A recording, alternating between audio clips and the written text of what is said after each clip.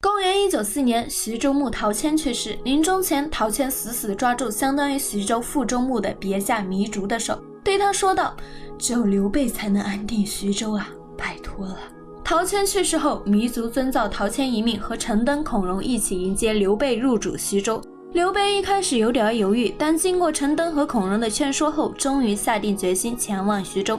在前往徐州前，刘备是在陶谦的安排下驻扎在小沛当豫州刺史的。虽然这个所谓的刺史实际掌控的地方估计也就小沛一个县而已，但刘备还是很认真地任命了别驾。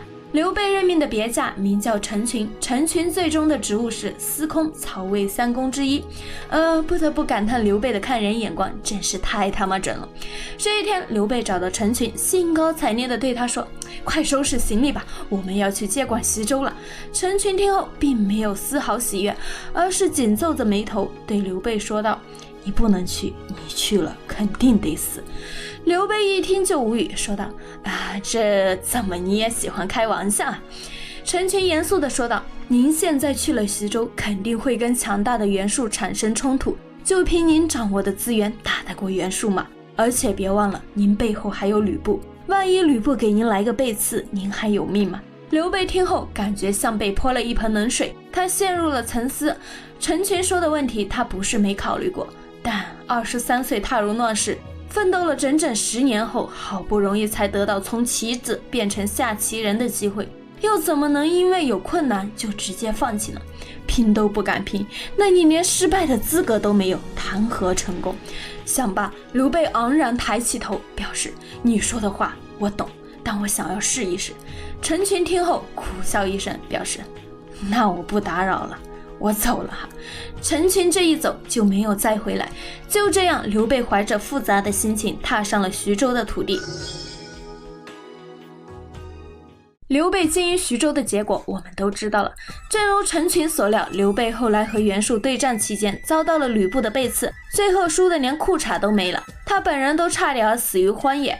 众所周知，掌握兖州的曹操也被吕布背刺过，然而曹操却挺住了，最终把吕布赶出了兖州。于是很多人喜欢拿这两件事做对比，最后得出结论：刘备那就是个铁废物，曹操完爆刘备然而事实真的如此吗？今天不二赞就来说说这个话题，我们一起来看看为什么同样遭到吕布背刺，曹操能挺住，刘备却没挺住吧。先说结论，曹操能挺住，刘备没挺住的根本原因是，这不是一场公平的竞争。第一点，曹操一开始拿到的是一手好牌，而刘备一开始拿到的是一手烂牌。第二点，这场竞争并不是很多人理解的那样简简单单的曹操 vs 吕布，刘备 vs 吕布。在曹操、刘备、吕布的背后还站着两个幕后大 boss。 先说第一点吧，很多人觉得曹操得了兖州，刘备得了徐州，都是一个州，这不一样吗？然而并不是，这两个州的情况是完全不同的。曹操拿到的兖州领土完整，遭受破坏较少，内有出身世家大族的顶级人才荀彧和夏侯家、曹家这些宗亲辅佐，外有大哥袁绍照应。而刘备呢？你以为刘备拿到的是一个完整的徐州吗？我们来看看当时徐州的5个郡国分别是什么情况吧。南阳处在萧剑和臧霸的割据之下，东海郡处在昌豨的控制之下，就是后出师表中说的那个曹操武功不下的那位昌霸。广陵郡在陶谦时期就已经被袁术占据了，所以后来袁术进攻刘备时，直接打到了下邳国的盱眙、淮阴。也就是说，所谓刘备得徐州的真相，竟然是刘备只拿到了彭城国、下邳国2个地方而已。而且这2地方之前都遭到过曹操的残酷屠杀，有句话叫泗水为之不流，形容的就是曹操在彭城屠杀数万流民造成的惨状。刘备得到的徐州不仅不完整，且内部残破，外部还有一堆对着徐州流口水的强敌，像什么曹操、袁绍、袁术、吕布，这可都盯着徐州呢。当然，以上还只是外部原因，最可怕的是徐州内部还不稳定。事情是这样的，陶谦虽然是徐州牧，但他本人是扬州丹阳人，为了巩固统治，陶谦重用的军事将领曹豹、许丹，信用的小人曹洪都是丹阳人。而刘备是在徐州本地人的拥戴下入主徐州的，这就导致刘备和丹阳集团有着根本性的利益冲突。如如果丹阳集团没什么实力也就罢了，可怕的是丹阳集团手里掌握着一支非常精锐的力量——丹阳兵。一旦这支军队反叛，后果是刘备无法承受的。以上就是刘备接管徐州时面临的诸多困境。看了这些，我想不用说刘备了，屏幕前的你都觉得心凉了吧？觉得心凉的朋友就把1打在屏幕上吧，谢谢。曹操和刘备在起点上有很大差距，然而接下来的发展却出人意料。曹操拿了一手好牌，不但不珍惜，反而花式作死。为了树立威信，曹操顾脑袋不顾屁股，直接杀了说他坏话的名士，鞭让全家。这一下，整个兖州士大夫阶层都炸了，大家都害怕哪天曹操的刀会砍到自己头上。接下来曹操又在内部不稳定的情况下跑去打徐州，在徐州境内大肆屠杀无辜百姓，导致兖州士大夫、徐州百姓都对曹操恨之入骨。结果曹操不但没能拿下徐州，兖州还被士大夫联合吕布给夺走了。要不是荀彧、夏侯惇表现出色，保住了最后3个县，曹操直接就变流浪军了。回师后，曹操表现的也不好，第一战就被吕布打得落花流水，曹操本人都差点要被活捉。接下来，曹操和吕布相持了100多天，始终拿吕布没办法。这时候蝗虫大起，曹操的粮食也快用光了，至此，曹操已经陷入了绝境。反观拿了一手烂牌的刘备，表现却非常惊人。面对复杂的局势，刘备展现出极大魄力。先是大刀阔斧整顿内部问题，首先是陶谦信用的小人曹洪，从此再也看不到记载了，8成是被刘备直接搞掉了。丹阳集团的将领曹豹等人也被刘备边缘化了。根据后边的记载来看，经过刘备的运作，曹豹掌握的丹阳兵已经只剩1000多人。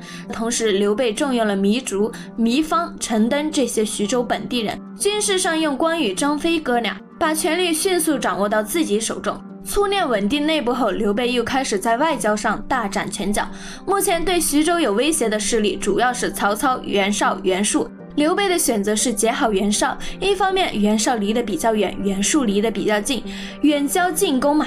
另一方面，这时候曹操还是袁绍的小弟，如果能结好袁绍，那曹操也会有所顾忌，不敢轻易对徐州下手。绝了，这就是一箭双雕啊！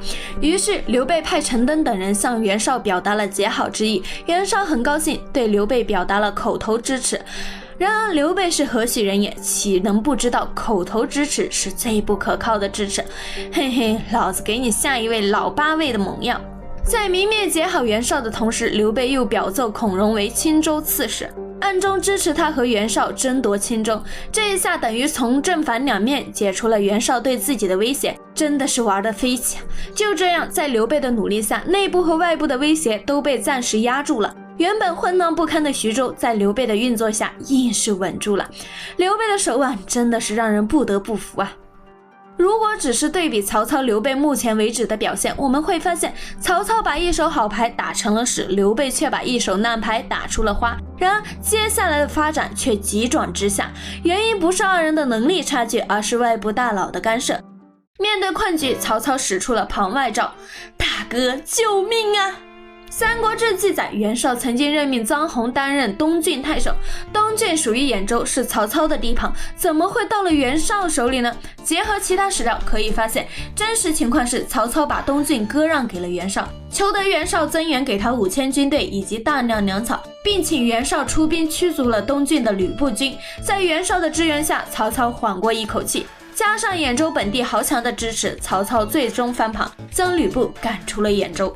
然而草根出身的刘备就没有这些旁外招了，结好了袁绍后和袁术就必有一战。刘备没有足够的时间在开战前彻底解除丹阳集团的威胁，草根出身的他也得不到徐州本地大多数豪强的支持，无法让徐州豪强帮自己看住场子。没办法，刘备只能赌一把，冒险接纳了前来投奔自己的吕布。一方面，刘备是担心不接纳吕布，吕布会直接勾结丹阳兵和自己开战；另一方面，刘备是觉得吕布跟他同为草根，草根之间应该互相帮助，所以他愿意接纳吕布，给吕布一个机会。他希望吕布也能认清形势，跟他好好合作，帮忙看场子，镇住丹阳兵。然而在吕布看来，草根应该互相合作，没听过这种道理。就咱俩是草根，我搞不过别人，当然只能搞你呗。接下来的事大家就都知道了。袁术亲率大军前来进攻，刘备前去抵抗，留张飞守徐州。袁术写信邀请吕布偷袭下邳，随后帮吕布拖住了刘备。结果是吕布兵临下邳后，丹阳集团将领曹豹趁机发难，和张飞争夺指挥权。张飞当机立断斩杀曹豹，随后曹豹麾下的丹阳兵开门把吕布放了进来。徐州豪强选择了袖手旁观，孤军难支的张飞无奈战败逃走，徐州终于还是丢了。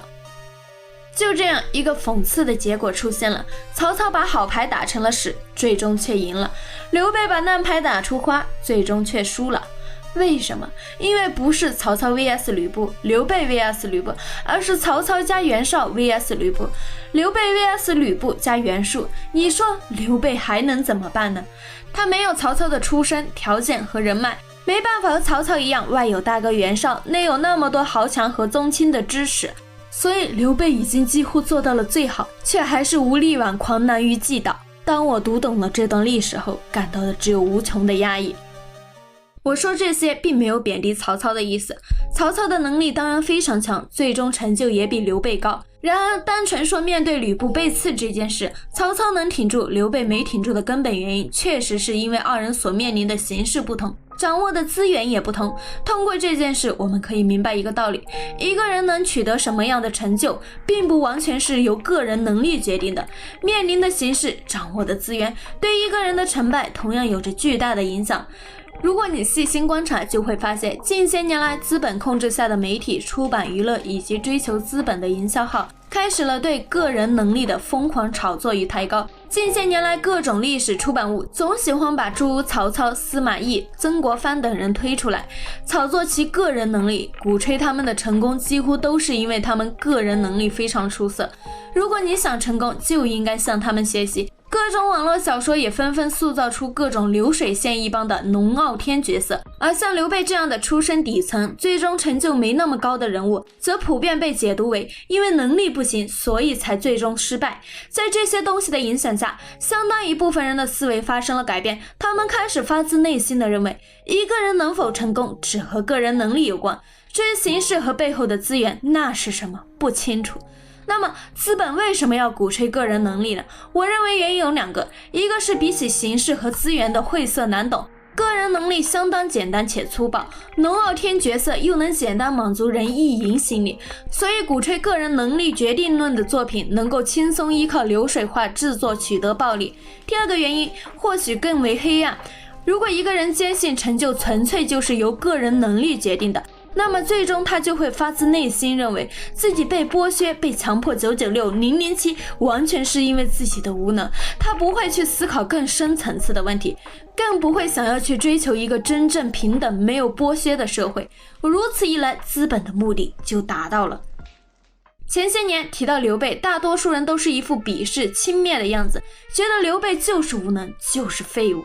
然而近些年来，越来越多的人开始自发为刘备平反，站在刘备的角度去考虑问题。这是因为越来越多的人开始明白，我们大多数人都不是手握无数资源、拿着主角剧本的龙傲天，我们大多数人的名字是3个字：无产者。好了，感谢观看本视频的朋友们，下一期我继续说刘备的故事。喜欢这个系列的朋友就给个关注和3连吧，大家的支持就是我努力创作的最大动力。那拜拜啦！